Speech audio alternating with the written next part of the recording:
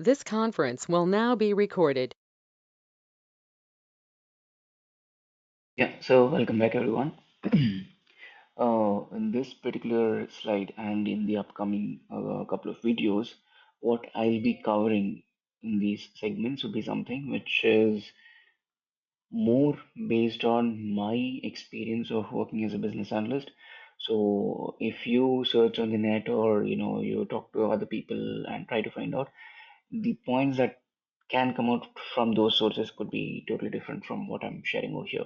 Okay, so just try to understand these points, and maybe when you land up in a role of a business analyst, your way of working could make things a little bit, based on the work environment and all, things could be much more smooth lined and all. But having an idea of what actually is required to work as a business analyst will definitely be of some help. Okay, so let's get into the details. This particular slide is to give you an idea of what are the principles to follow, or what are the things that you should be really making sure to do when you work as a business analyst. This is nothing about the technical stuff and all. This is more about what's the mindset that you carry to work. How do you ensure that you follow certain things to make things easy for yourself and for the other people in the team, so on and so forth. Okay. So the first point over here is to focus on the product. What do I mean by that is when you are working in a particular project as a business analyst, your focus is to ensure that the end deliverable, the project when when it goes live, when you launch a software application as a result of your entire understanding of requirements and development and testing and all, that end result should be as much aligned to the ideation phase what was thought of in about this particular project product. Okay, so that is your end goal. So do not focus on the timelines, do not focus on the project management, do not focus on the technicalities. Don't get into all this stuff. Your focus is on the product. If there are some constraints due to timelines, due to efforts, due to external situations and all, it's okay to call it out. But your first focus should be to ensure that the product is going well. Okay, if say there is a situation wherein you're not getting the required cooperation or the level of alignment with a specific team member, okay, you shouldn't go to the extent of hampering the product requirements because you don't want to continue dealing with this person. Because if you don't uh, maintain a cordial relationship, then you might not get the required information, which will in turn help your product to be as effective as possible, right? So focus on the product all the times.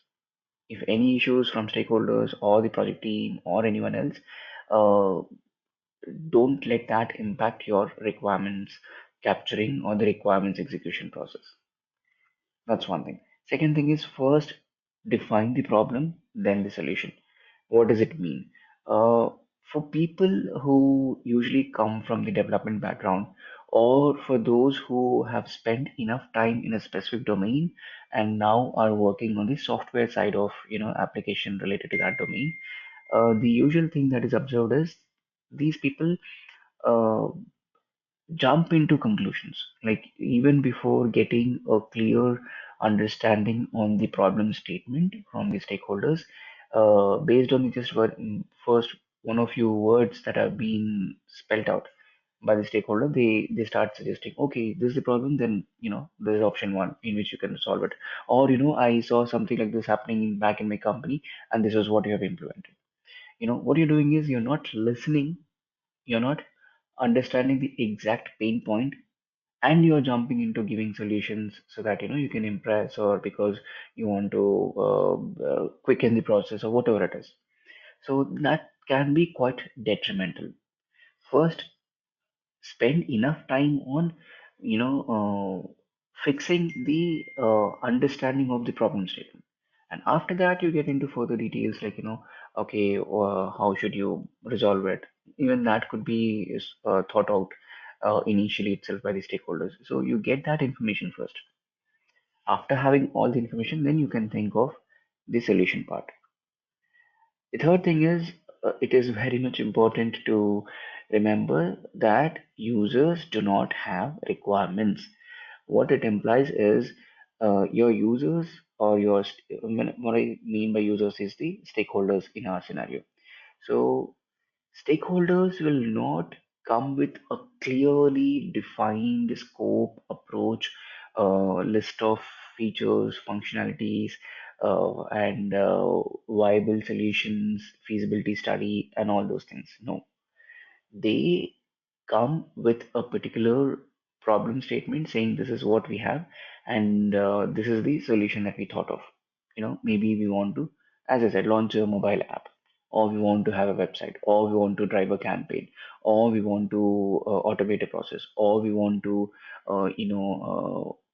reduce the operational cost by going for a technical upgrade, anything like that. So that is what they'll say.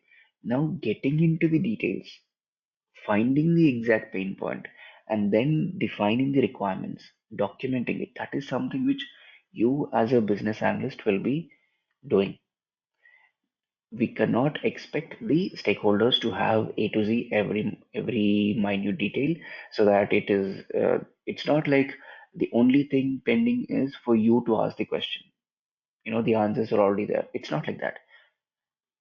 So you need to be patient enough sometimes, and you need to understand that the requirements are supposed to be extracted. So it takes time. So you spend enough amount of time and efforts on getting the information and then frame the requirements out of it. The stakeholders by themselves will not have the requirements ready made for you. Fourth point is focusing on the information, not on the individuals. So here, let's say that out of the stakeholders that are available, not all would be same, right? Some of them could be extremely busy. Like, you have conducted 7 workshops and they have not attended even one of those workshops, one of the stakeholder, while others are joining. Or they're joining, but they are always caught up in some other work during your workshop. Or the way they share the information is not complete enough, so that can hamper your product requirements process, right? So you cannot let that happen. So what do is see if you can get someone else representing that particular division, if not the stakeholder. See if you need to have a one-to-one discussion with stakeholder at a later point of time. See if there are some other sources of information, maybe some readily available documents are there which you can go through. Or see if you are supposed to do some initial research and then go with the specific questions to the stakeholder and get the information sorted out. So there could be a lot of ways. So think of it that your focus is to get the requirements sorted out. If the individuals are not cooperating, if the individual stakeholder is not having the information, then what is the next plan B that you need to implement? Sometimes maybe you need to approach directly the project sponsor and tell him or her that, okay, I'm quite appreciative of the point that all the other stakeholders are really attending the workshops and giving all the information and taking part in this documentation process. But there is a slight issue in this particular division because the stakeholder was not available. Sometimes you might have to take that step forward and let the project sponsor or your project manager be aware of this. Okay, because here again, your point is not to escalate this issue, but your point is to say that this is the problem that I'm facing. Can you suggest a better way forward? I'm really all ears to uh, to hear what you have to say and then follow it. That way, you're still, making it clear that your objective is to get the requirements. Okay. The next thing is separate elicitation from analysis. This is again very important because elicitation has a dependency. Analysis is not having that much dependency. What do I mean by that? Elicitation is the process wherein you are actually interacting with the stakeholders and getting the information from them. Right? You are asking the questions, you're probing them with certain points, and then you're letting them speak, and from that, you're gathering or you're capturing or you're extracting the information. So here you are making use of the stakeholders' time. So elicitation is this process. Analysis, on the other hand, is something which you can do by yourself and then present your findings to them. For example, in a given feature, you want to know this feature is required or not, and how should it be implemented. How, in a sense, what options should be provided and all. So for this, you need to talk to stakeholders. They have to tell you that okay, this feature is very crucial for us, and this is how it should work. And that high level information they'll give. That is the elicitation process. Analysis is about thinking, okay, within this feature, these are the requirements that have been given, but can we make it better? Can we present it in a better format, or can we make it more interactive for the end user to make a selection out of these things? Or what are the ways in which we can reduce the efforts needed but still get the required value out of it? So this sort of analysis for you to do, you can do it after the workshop gets over. You can do it, you can come up with your pointers. You can search for it on the net, or you can talk to some of the people whom you know who has already worked on some project like that, get the details from them, and then present it in the next workshop, and then get the feedback from the stakeholders on that. This is a better approach rather than using the workshop time for elicitation as well as for analysis. You're not just capturing information, but you're also analyzing then and there itself, and coming up with some solutions which they are discarding. All those things is going to waste your workshop duration. So focus only on capturing the details. Elicitation during the workshop. Analysis, you do it separately and share the findings. Improve the process before adding technology. This is a very much important point for those people who are currently in the IT industry and who are switching towards business analysis. What happens is they are already aware of certain projects which they have worked on similar domain. So there they might have used a specific programming language or a specific tool or a specific dashboard, or any specific framework and all. Now, without even realizing what is the pain point of the new project that they're working in, if they're in the role of a business analyst, they'll quickly jump into what technology can be used. Oh, you know what, cloud is very good for this. Is it really cloud is going to really help them?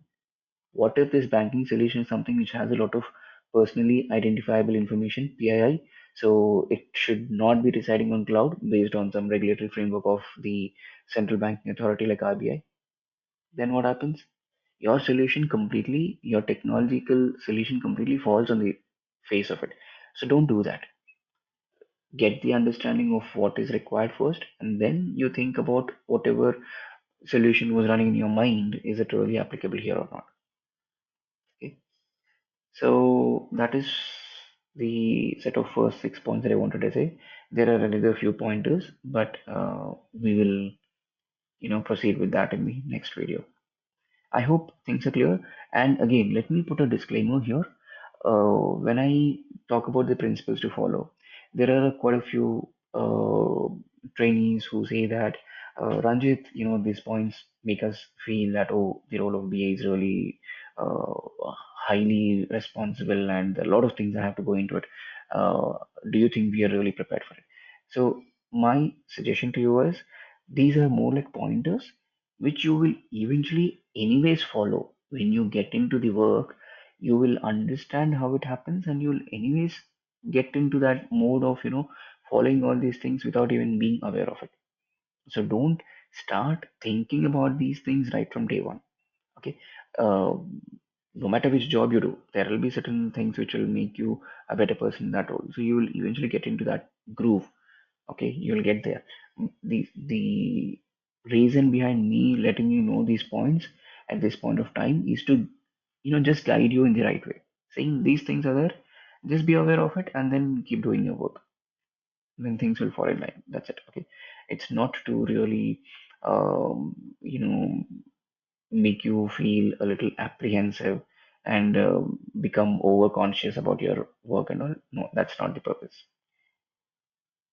Okay, so we'll proceed with the remaining points of this particular slide on principles to follow in the next video. Thanks, everyone.